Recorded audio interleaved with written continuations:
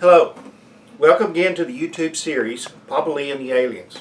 I am your host and narrator, Henry Lee Chenal, aka Mystery Answer Man, aka Papa Lee. Today's episode will cover the exact location of the Garden of Eden. I'm really excited to teach this episode, so let's get started. The time is 10,000 BC. Neanderthal man has been eliminated by the Cro-Magnon giants and was extinct.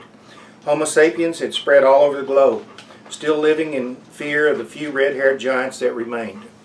Man was still a nomadic hunter and fisherman. Agriculture had barely come into existence. Things are about to take a sudden change. When we left the last episode, the sons of God moved to the far side of the moon to a place called Aitken Basin. The Greys still had a mining operation in South Africa, but had moved their main colony to an extinct volcano in the eastern part of Antarctica. The Greys claimed South America, Australia, Africa, and Antarctica. The Sons of God claimed the Black Sea region in North America. Around 10,000 BC, the Sons of God felt that they needed to re-establish their mining operations. In the past, they had been bartering for gold in exchange for technology with the Greys. The Sons of God decided to develop a mining operation in the Anatolia Plateau region of Turkey. They chose the site of two volcanoes located 20 miles apart. One was Hasan-Dagi, the other was Irsis-Dagi. The Anatolia Plateau is a dry and arid desert due to the European Ice Age. At the base of Irsis-Dagi lies the Sultanlanga, I can't even pronounce it, or they call it the Sultan Marshes, also commonly called today. The marshes are commonly called the reed forest. This wetland consists of two reed-covered freshwater lakes. Between the two lakes lies another lake that is a saltwater reservoir. This is the largest wetland ecosystem in Turkey and is fed by numerous springs and streams. Its location at the junction of three continents, Africa, Asia, and Europe, makes it an important breeding ground for over 250 species of birds, including the famous pink flamingo. Around 10,000 BC, the land is sparsely inhabited with a few villages of Homo sapiens, living along the Kitsilmak River. Near the base of the other volcano, Hasan-Dagi, lays a sprawling village. Farming wheat is in its infancy. The Sons of God would use the Homo sapiens for mining the gold in the Gadasz River. In exchange, they would teach the Homo sapiens farming skills and techniques. The Sons of God would also later provide protection from the Cro-Magnon giants in the region by building underground cities. They had the technology to build these underground cities because in their early development on their home planet in the Sirius star system, they themselves lived underground. Remember, the Sons of God are albinos. Before the Homo sapiens went underground, they lived in over 400 houses that measured 6 feet by 14 feet. Around 9000 BC, Hasan-Dagi erupted, covering these houses with ash and killing a lot of the population. This event was recorded and documented on wall paintings dating back to 7500 BC. It was at this time that the Sons of God chose to build the underground cities of what is known today as Dir Kuyu and Kaymakli. These two underground cities were connected with an 8-kilometer tunnel. Dir Kuyu is located at the base of the Irsis-Dagi and is a popular tourist attraction. This underground city could house 20,000 workers. It also contained stables, a winery, and a grain mill. In the meantime, the Sons of God had already built their base camp at what is today known as Göbekli Tepe. Archaeological excavation has dated Göbekli Tepe back to 10,000 BC. It is situated on a flat and barren plateau. The plateau is connecting to a neighboring mountain range. Göbekli Tepe was built with gold dome structures. Remember that gold is so malleable that 1 ounce of the metal can be pounded out to cover an entire football field. Gold also reflects dangerous ultraviolet rays from the sun, which would be extremely harmful to the albino reptilians. This is the same fashion that the Sons of God's cities were built on their home planet in the Sirius star system. The same type of architecture can be seen at Stonehenge, except wood, not gold, was used to cover the structure. Within the excavated remains of the city can be seen stone carvings of lions, bulls, foxes, gazelles, donkeys, snakes, crocodiles, insects, and birds. These are the same animals that lived in the Sultan Marsh between the two volcanoes. They would soon be eradicated. There are also a few humanoid figures. These represented the inhabitants of the region. One might think they would represent the Sons of God, except the carvings had male genitalia. And remember, the Sons of God were reptilian, So they did not have genitalia, they had cloaca, which was a single opening. Around 6200 BC, Haysen-Dagi erupted again.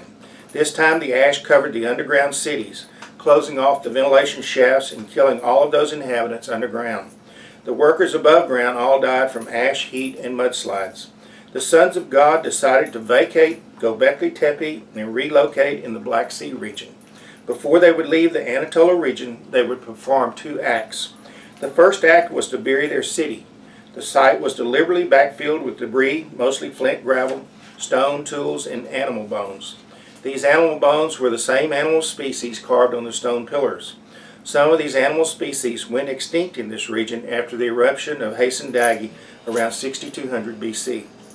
The second act that the sons of God would perform was to create the Garden of Eden. So what was the purpose of the Garden of Eden? The Garden of Eden was to provide food for the sons of God. One of these foods in particular was the fruit from the tree of life. This plant was brought by the sons of God from their home planet. The fruit of this tree was responsible for the reptilians' longevity. More will be discussed about the tree of life later. Adam and Eve were created and placed in the Garden of Eden to tend to the plants and animals. More of this story will follow also. So now we get to the heart of the matter. Where was the Garden of Eden located?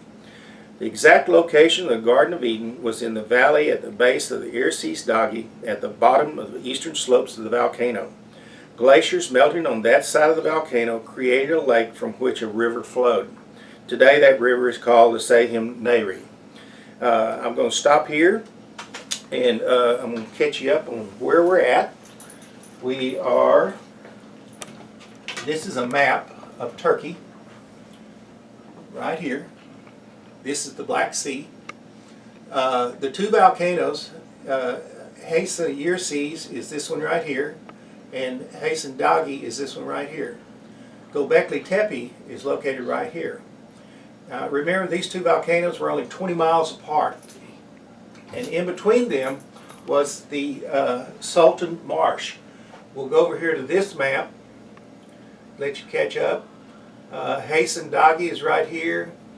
Erciyes-Dagi is right here. This is the 2 freshwater lakes right here, and in between is the saltwater marsh right here.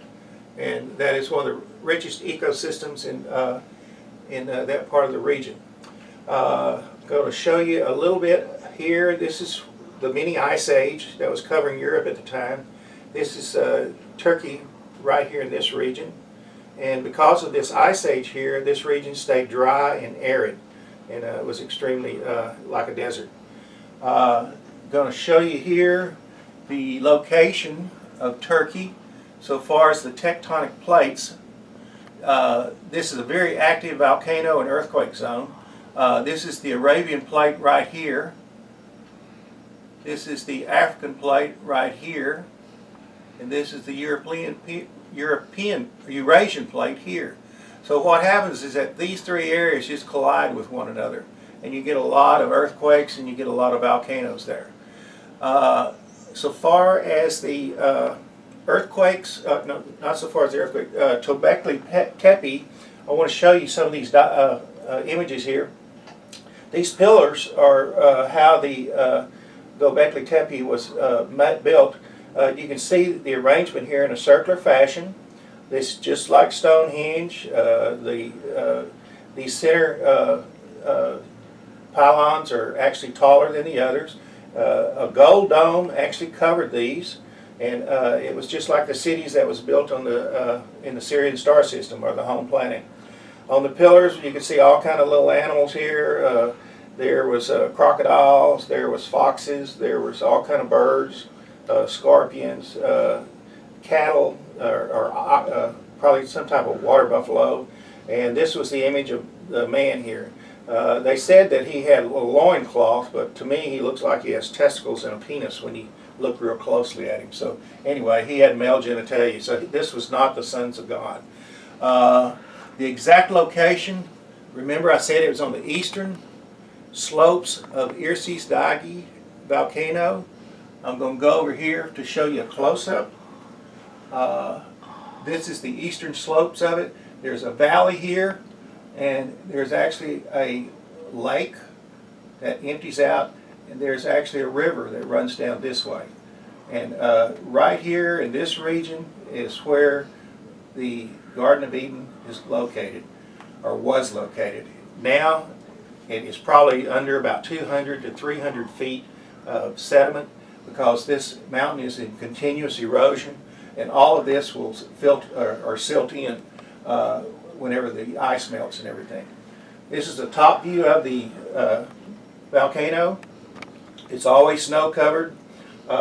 This would be the eastern slopes of it, right in this region, and this is where the Garden of Eden was located. One more picture. This is a diagram of the underground cities where the workers lived. This was primarily to protect them against the Cro-Magnon giants. They had doors that were tremendously thick and large that could only be opened from the inside. They were round doors that rolled. And this village, I think it goes down 12 or 13 stories. I forget, but it's a big tourist site over in Turkey. I want to show you one picture of by Thomas Cole. He was a painter that was alive from 1801 to 1848, and one of his famous drawings, I don't know if you'll be able to see this or not, was called the Garden of Eden. And this guy must have had some insight or a vision of some kind, because here you see a huge volcano mountain with snow on top. There's a lake that is formed at the bottom of it. Adam and Eve is right here. The garden is right here, and there's a river that's flowing through it right here. I had already written this book in 2007, and I didn't see this picture till last year when my wife and I and our granddaughter went over to the Museum of Art, and I saw it there. I couldn't believe it looked so familiar with what I had described. So anyway, we'll continue on, and I'll show you how there's proof that this is where the Garden of Eden is. In order to prove the location of the Garden of Eden, one has to verify several important facts. Genesis 2:10. And a river went out of Eden to water the garden. From thence it was parted, and became 4 heads.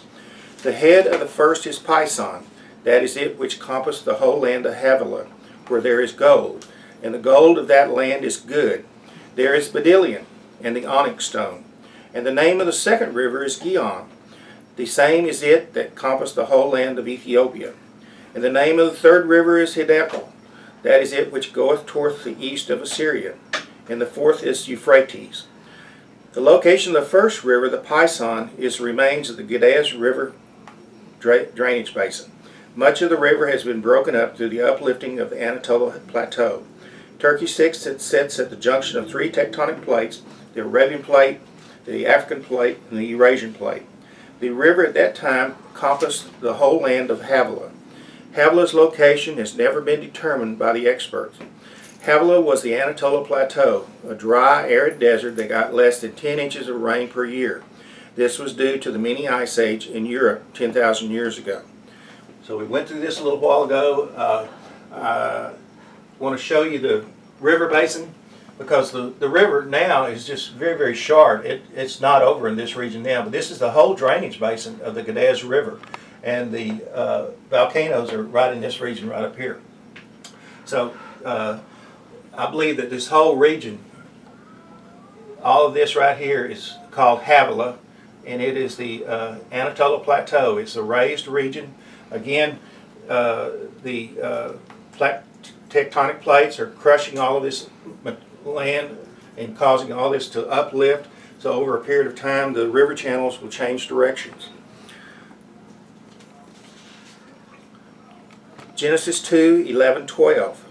The name of the first is Pison, that is it which compassed the whole land of Havilah, where there is gold, and the gold of that land is good. The Geddes River was known for its gold laying in clear sight, sparkling in the sun in the sands of its riverbed. What does it mean by, and the gold of that land was good? Gold ore, or a gold nugget, is generally 80% gold and 20% silver. If the gold percentage is less than 80%, the ore is called electrum. The gold ore in western Anatolia ranges as high as 90%. That is why the gold was good. Compare this to the History Channel's version of the location of the Garden of Eden in present-day Iraq. You will find that Iraq does not even list gold as one of its resources. Iraq's main resources are arable land, water, petroleum, natural gas, coal, salt, sulfur, and gypsum. The History Channel's version also states that the four rivers became one rather than one river becoming four, as in the book of Genesis. Decide for yourself which carries more validity. Genesis 2:12. There is bdellium. As far as bdellium is concerned, the plant genus Comifera, also known as bdellium, produces a gum-like rosin called myrrh. 10,000 years ago, this plant grew in the dry, arid desert of the Anatolia Plateau. Proof of this is that myrrh was given to the baby Christ child by Caspar, a king from Tarsus in ancient Turkey. Genesis 2:12, and the onyx stone. This is a no-brainer. Remember, I just showed you the natural resources of Iraq. Here are the natural resources of Turkey. Coal, iron ore, copper, chromium, antimony, mercury, gold, barite, celestite, emery, and feldspar, also called onyx. Onyx stone is a multicolored quartz or feldspar commonly used in jewelry. Other Turkish resources include limestone, magnesite, marble, peulite, pyrites, clay, arable land, and hydropower. So what happened to the rivers of the Garden of Eden? Where are they today? All that remains of Gihon is the Dead Sea in Israel. The Gihon River was destructed by earthquakes and sheet volcanoes that occurred along the Dead Sea transom. I want to show you this real quickly. The river Gihon ran from the volcanoes here, from Irsidices, down this way, and it went all the way down to the Suez Canal region down here.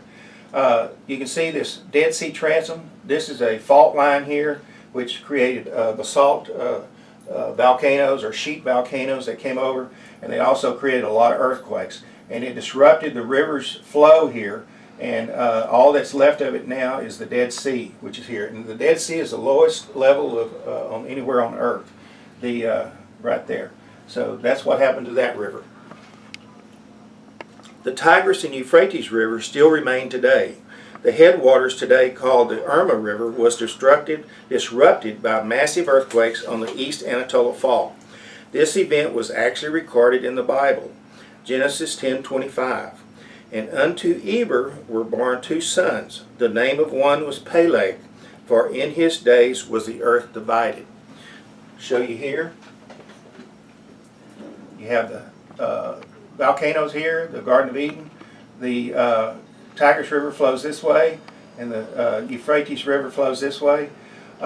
This Eastern Anatolia Fault, they had a massive, it's not documented anywhere except in the Bible. It said that it actually divided the land. And what happened here, there was a massive earthquake here.